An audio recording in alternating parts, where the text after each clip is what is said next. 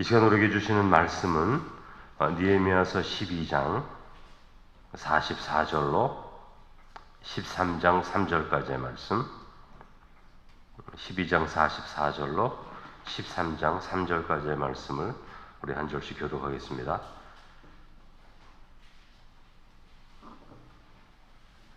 구약성경 746페이지 746페이지 12장 44절로 13장 3절까지 한 절씩 교독합니다. 그날에 사람을 세워 곡간을 맡기고 제사장들과 레위 사람들에게 돌릴 것, 곧 율법에 정한 대로 거제물과 처음 익은 것과 11조를 모든 성읍밭에서 거두어 이 곡간에 쌓게 하였노니 이는 유다 사람이 섬기는 제사장들과 레위 사람들로 말미암아 즐거워하기 때문이라. 그들은 하나님을 섬기는 일과 결례의 일을 힘썼으며 노래하는 자들과 문지기들도 그러하여 모두 다윗과 그의 아들 솔로몬의 명령을 따라 행하였으니 옛적 다윗과 아삽의 때에는 노래하는 자의 지도자가 있어서 하나님께 찬송하는 노래와 감사하는 노래를 하였음이며 수룹바벨 때와 느헤미야 때에는 온 이스라엘이 노래하는 자들과 문지기들에게 날마다 쓸목을 주되 그들이 성별한 것을 레위 사람에게 주고 레위 사람들은 그것을 또 성별하여 아론 자손에게 주었느니라.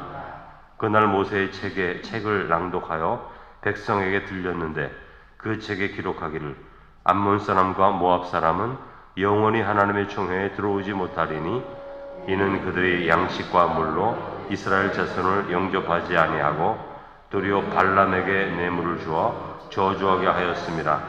그러나 우리 하나님이 그 저주를 돌이켜 복이 되게 하셨다 하였는지라. 다같이 백성의 이 율법을 듣고 곧 섞인 무리를 이스라엘 가운데에서 모두 분리하였느니라. 아멘. 자, 오늘 본문의 말씀도 계속해서 봉헌식과 연결되는 그런 말씀입니다. 성벽 봉헌 예배를 이제 드리는 가운데 있고 이것을 통해서 이제 느헤미야서가 마무리되지 않습니까? 13장은 마지막 마무리장인데 성벽 건축을 봉헌한다는 뜻은 하나님의 백성의 삶을 살겠다는 것, 그런 결단을 하는 것과 같은 것이죠. 이렇게 건물을 짓는 것, 성벽 건축을 하는 것은 이것도 뭐 쉬운 일은 아니지만 어려운 것은 아닙니다. 그래도 어떤 의미로는 더 어려운 것은 하나님의 뜻대로 사는 게 더 어려운 거죠. 언제든지 하나님 백성의 정체성을 갖는 것, 하나님 백성으로 믿음을 갖는 것, 이런 것들이 사실은 영적 성벽이죠. 실은 이것이 사실은 훨씬 어려운 것입니다. 느헤미야서에서 이 중요한 것은 뭐냐면 이스라엘 백성들이 회개와 말씀을 통해서 새롭게 결단하고 하나님의 백성으로 그 하나님 백성의 정체성을 갖게 된다는 거죠. 그래서 이때에 개혁이 없었다면 유다 사람들은 어쩌면 역사 속에서 사라질 수도 있는 그런 어려움 가운데 있었는데 말씀과 회개를 통해서 하나님 백성의 정체성을 새롭게 깨달으면서 새로워진 거예요. 그래서 400년 후에 예수님께서 베들레헴에서 태어나셨을 그 시대가 되면 가장 중요한 이스라엘 백성들의 선생이 누굽니까? 서기관과 바리새인인데 이 느헤미야 시대 때 가장 중요했던 역할을 했던 사람들이 서기관이거든요. 에스라가 서기관인데 그 전통이 아주 강하여져서 우리가 예수님 시대 가면 말씀을 그저 고지고대로 아주 믿으려고 하는 그 바리새인들 때문에 예수님이 오히려 힘들게 되잖아요. 그러니까 말씀 중심으로 살려고 하는 그런 시작이 400년 전 이 느헤미야 시대 때에 결단된 것이에요.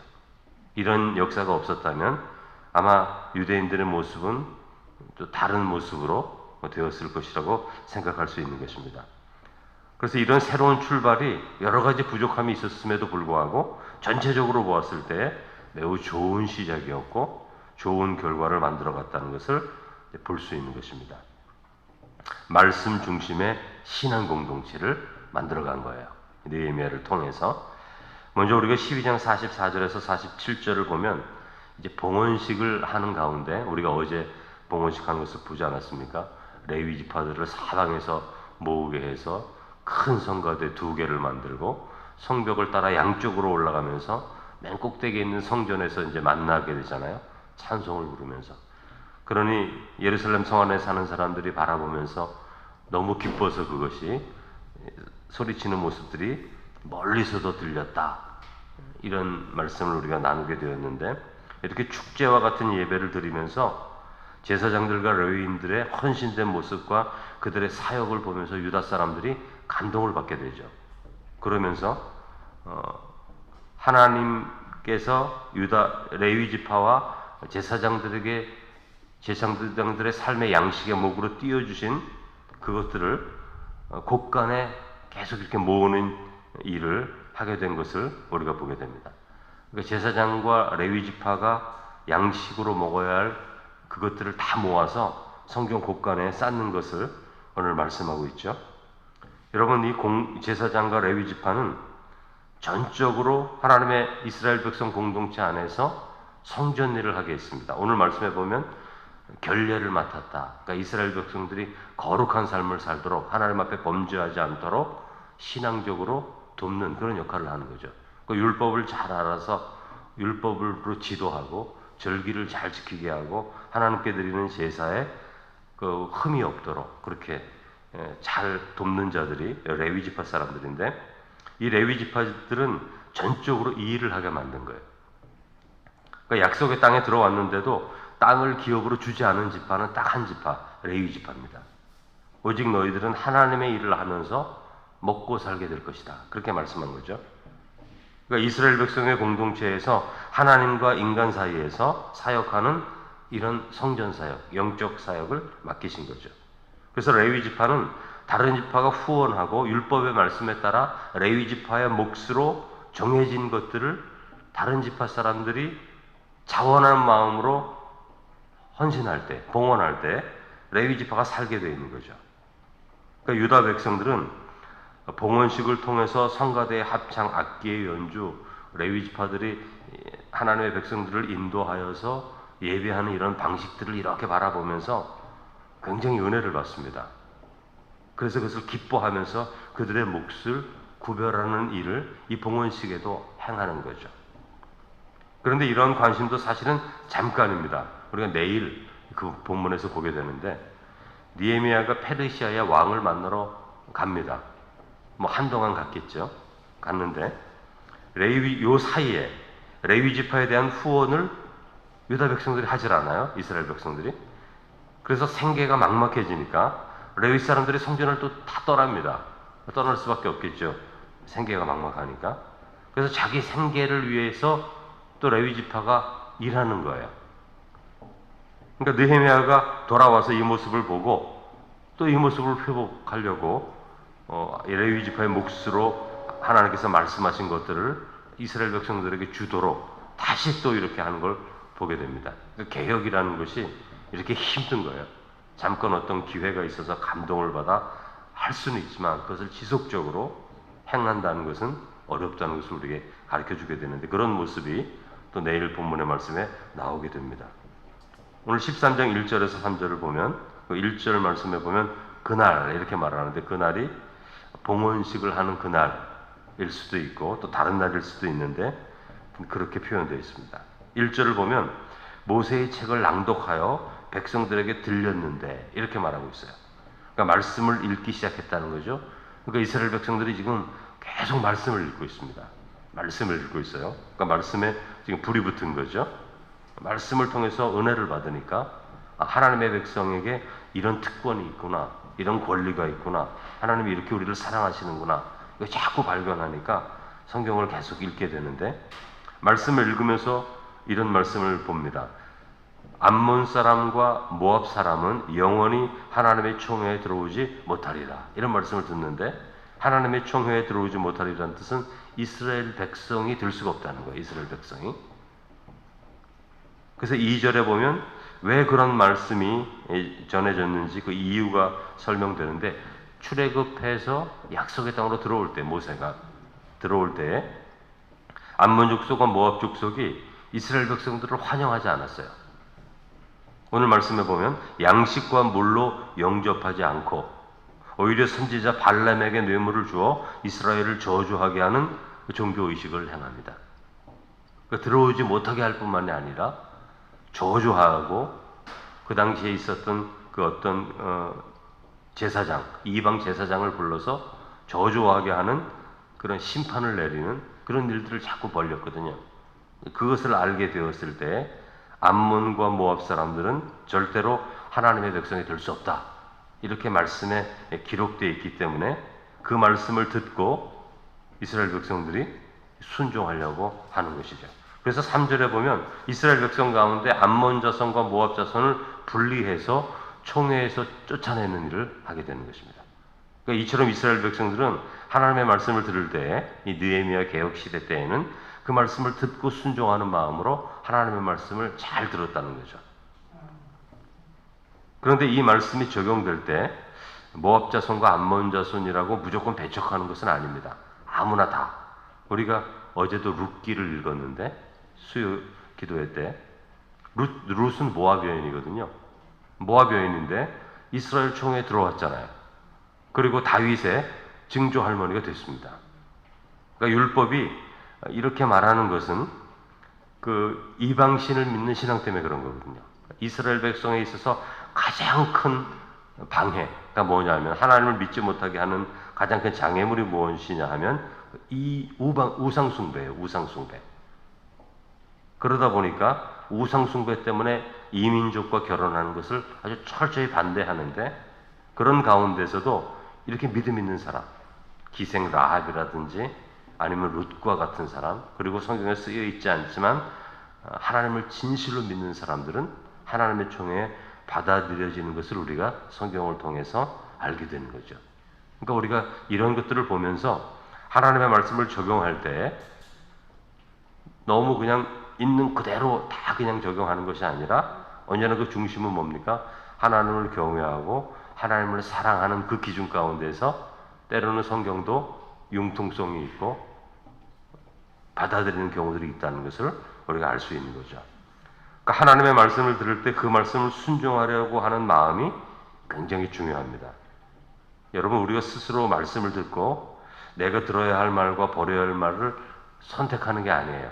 선택하는 것이 아니라 하나님의 말씀에 비추어 내 삶을 돌아보면서 내가 고쳐가는 거지.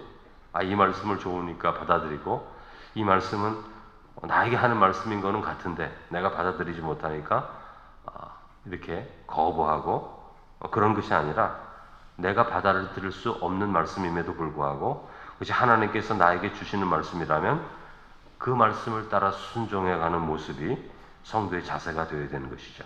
그러니까 하나님 앞에서 말씀을 듣는 자가 믿음의 사람이에요. 들음으로써 구원을 받기 때문입니다.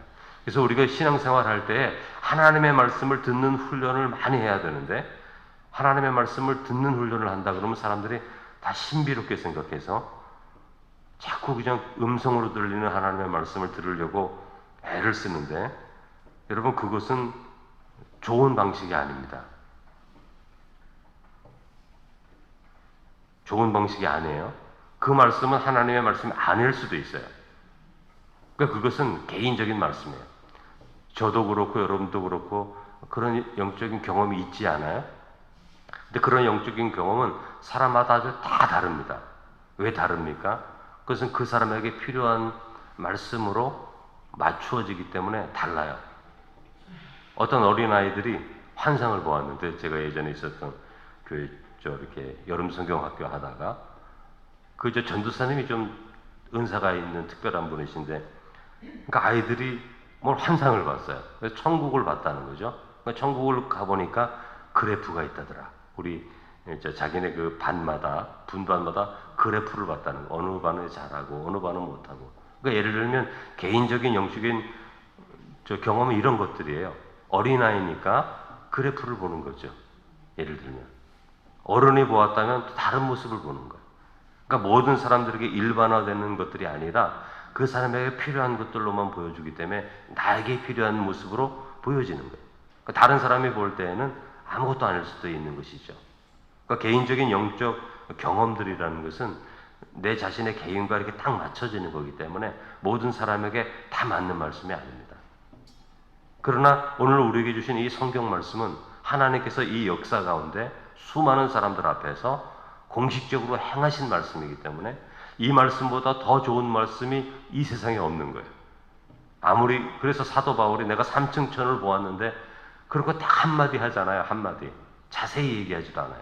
자기 개인적인 영적 경험이거든요. 다른 사람은 이해하지도 못하거든요. 이미 예수 그리스도를 통해서 주신 계시의 말씀이 완벽한 말씀인데 자꾸만 들으려고 그러고 하나님이 들려주시면 듣는 거지 그게 하나님의 말씀이 아니라는 거죠. 그걸 말씀드리는 거예요. 그러므로 우리가 하나님의 말씀을 듣기를 원한다면 가장 좋은 훈련이 뭡니까? 성경을 읽는 거예요. 성경을 읽는 거.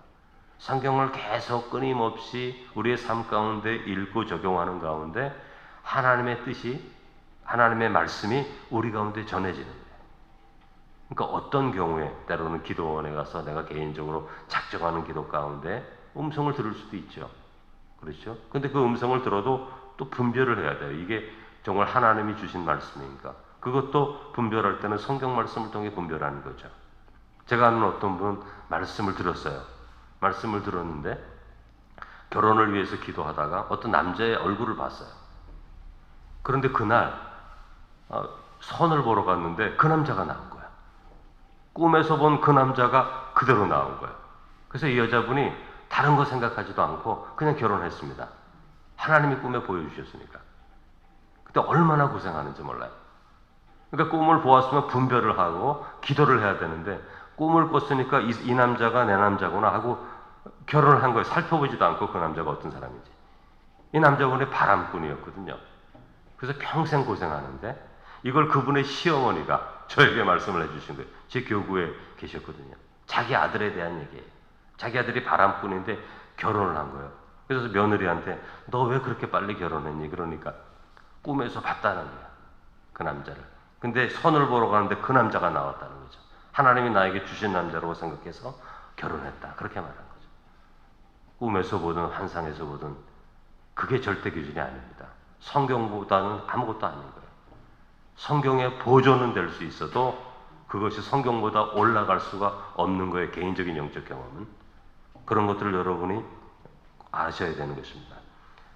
그러므로 하나님의 말씀을 들을 때 언제나 성경 말씀을 통해 훈련되는 것이다. 그걸 기억하시고 성경을 계속 읽다 보면 그 성경 자체가 하나님의 말씀이기도 하고 하나님이 오랜 시간 전부터 하나님의 백성들을 만나주신 방식이기도 하고 거기서 주신 말씀이기도 하기 때문에 그 말씀을 깊이 묵상하는 가운데 그 말씀을 통해서 우리의 삶 가운데 지혜도 주시고 말씀으로 응답도 하시고 하나님의 뜻을 분별할 수도 있게 해주시는 은혜가 그 말씀 읽기를 통해서 우리의 삶 가운데 더 깊이 훈련된다는 사실을 우리가 바라보아야 됩니다. 그러는 가운데서도 신비로운 경험이 없다 그건 아니에요. 그건 여러분의 개인적인 영적 경험이고 그걸 분별하는 가운데 잘 또 해석하면 옳지 않은 것은 끊어내고 이거 하나님이 주신 말씀이라면 또 그것을 잘 마음에 간직해서 여러분의 신앙의 영적 성장에 도움이 될 수 있게 되는 것이죠. 그러므로 하나님의 말씀의 권위를 가지고 오늘도 계속 지금 느헤미야가 하는 말씀이 뭐예요? 쓰여져 있는 말씀을 계속 읽는 거예요. 에스라가 그걸 말해주는 거예요. 그 사람들은 뭐 영적 경험이 없습니까? 많죠. 개인적인 영적 경험. 그러나 그런 것은 들어올 틈이 없어요. 모세를 통해서 하나님의 백성들을 통해서 주신 그 말씀을 계속 함께 읽으면서 그 말씀을 통해 결단하고 그 말씀을 통해 새로운 마음의 결심을 하게 되는 것을 볼 수가 있는 것이에요. 그러므로 우리의 삶 가운데 하나님의 백성들은 말씀을 들어야 되는데 성경 읽기를 통해서 하나님의 말씀이 우리에게 들려지는 그런 믿음의 훈련을 지속해서 해나간다면 우리의 삶에 더 풍성한 은혜가 넘칠 줄로 믿는 것입니다. 기도하시겠습니다. 그러신 하나님 아버지, 하나님이 저희를 사랑하여 주심으로 또 하나님의 귀한 말씀을 주셨고 그 말씀이 또 이렇게 성경책으로 잘 모아져서 오늘날 우리가 혼란됨 없이 하나님의 선하고 아름다운 뜻이 무엇인지 또 분별할 수도 있고 이 말씀을 깊이 묵상하는 가운데 성령으로 쓰신 이 말씀을 또 성령을 통해 우리에게 감동을 주심으로 하나님의 뜻이 무엇인지를 알게 하시고 하나님이 기뻐하시는 삶이 무엇인지 알게 하시고 우리가 해야 할 일과 하지 말아야 할 일, 하나님의 뜻을 가르쳐 주신 것을 감사드립니다. 주의 말씀을 늘 읽고 묵상하는 가운데 하나님의 뜻을 듣는 하나님의 성도가 되어서 우리 개인적인 삶 가운데 세상에 살아가면서 들려지는 그 수많은 혼란스럽고 염려하고 걱정하고 근심하고 이런 모든 마음들 가운데 하나님의 귀한 말씀을 묵상하는 가운데 우리의 마음과 삶이 진리로 지켜지는, 그래서 마지막 날까지 하나님의 영광을 위하여 믿음으로 살아가는 하나님의 백성으로 날마다 새로워질 수 있도록 은혜를 더해 주옵소서. 우리 연영숙 성도님 또 딸 손주 미국에서 이제 한국을 방문하게 되는데 또 기도하는 가운데 있습니다. 성령께서 함께 하셔서 오랜만에 또 만나게 되는 가족들과 함께 그리스도 예수 안에서 은혜 가운데 축복된 만남이 될 수 있도록 함께하여 주옵소서. 예수님의 이름으로 기도드립니다. 아멘.